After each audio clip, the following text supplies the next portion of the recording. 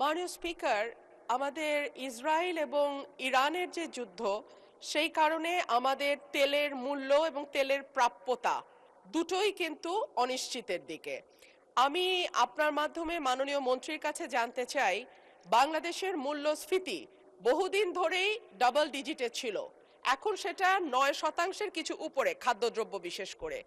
এই মূল্যস্ফীতি নিয়ন্ত্রণে আমাদের মাননীয় মন্ত্রী কোনো পদক্ষেপ নেবেন কিনা এবং নিলে সেটি কি? ধন্যবাদ মাননীয় স্পিকার। ধন্যবাদ মাননীয় সদস্য। মাননীয় মন্ত্রী। ধন্যবাদ মাননীয় স্পিকার, এবং আপনার মাধ্যমে প্রশ্ন করতে সদস্যকে ধন্যবাদ। প্রথম কথা হলো, আমাদের জ্বালানি মন্ত্রী আগ্রহ নিয়ে তাকিয়ে আছেন আমার দিকে। প্রথম কথা হলো, মূল্যস্ফীতিটার সেইভাবে বৃদ্ধি পাবে না কেন, এটা একটু বোঝা দরকার।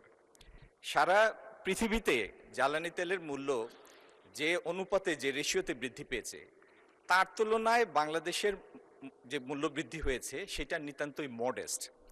আপনি আমেরিকায় স্টেট টু স্টেট ভেরি করে তাদের নিজস্ব ট্যাক্সের কারণে।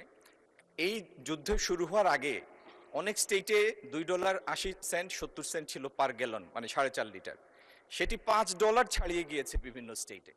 এবং আপনি আশেপাশের যে কোনো দেশ অথবা বাংলাদেশের সাথে কম্পেয়ারেবল যে কোনো ইকোনমির তুলনা যদি করেন, তাহলে তুলনামূলকভাবে জ্বালানি পেট্রোলিয়াম পণ্যের মূল্য প্রত্যেকটা দেশে অনেক বৃদ্ধি পেয়েছে। এবং অনেকগুলি দেশে জ্বালানি মূল্য বৃদ্ধির এই প্রক্রিয়াটি অটোমেটেড, মানে এটা স্বয়ংক্রিয়ভাবে ট্রিগার হয়, এটার জন্য সরকারের আলাদা কোনো পদক্ষেপ নিতে হয় না।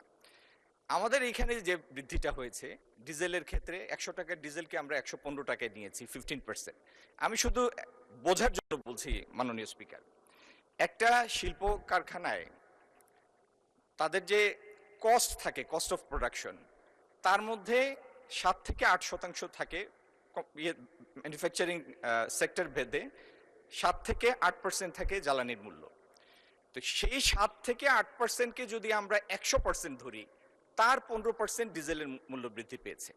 আচ্ছা, সেইভাবে যদি আপনি পরিবহনের ক্ষেত্রে চিন্তা করেন, 200 কিলোমিটার একটা বাস রান করার জন্য তার কম বেশি 25-30 লিটারের মতো ডিজেল লাগে। এই 30 লিটার ডিজেলের ক্ষেত্রে 450 টাকার মূল্য বৃদ্ধি হয়েছে। এই 30 লিটার যদি আমি ট্রাকের পণ্য পরিবহনের জন্য হিসাব করি, এই 30 লিটার মূল্যের অভিঘাতটা পড়বে 10,000 কেজি পণ্যের উপরে। তার মানে এমনি শুনলেই যেটা মনে হয় যে জ্বালানির মূল্য বৃদ্ধি পেয়েছে, কিন্তু আমরা যদি পরিবাহিত পণ্যের ইউনিটের ভিত্তিতে হিসাব করি, তাহলে সেই বৃদ্ধিটা ওরকম মূল্যস্ফীতির জন্য ওইরকম মানে মূল্যস্ফীতির ঘটানোর মতো উদ্দীপক কিছু না, ওরকম কোনো এলিমেন্ট না।